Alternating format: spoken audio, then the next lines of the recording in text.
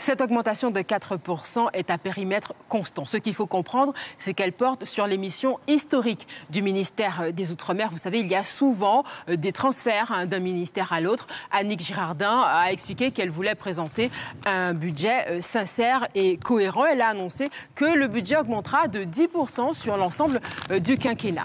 Deux axes prioritaires pour ce budget, le développement des territoires et la jeunesse et l'emploi.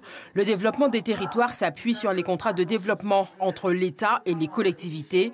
L'enveloppe augmente de 16 millions pour atteindre 152 millions d'euros. Le fonds exceptionnel d'investissement créé pour rattraper les retards en infrastructure est maintenu à 40 millions d'euros. Le logement social est financé à hauteur de 228 millions d'euros. Et dans le cadre du pacte d'avenir pour la Guyane, 65 millions d'euros sont affectés aux constructions scolaires. Quant au contrat de convergence prévu par la loi sur l'égalité réelle, il faudra attendre encore un peu pour leur financement. Ces contrats de convergence, qui devront être signés avant la fin de l'année 2018, avant même l'été 2018 d'ailleurs, puisque c'est la date qui est précisée dans la loi, seront aussi réfléchis dans le cadre des assises de l'outre-mer, puisque nous avons un constat à faire sur chaque territoire.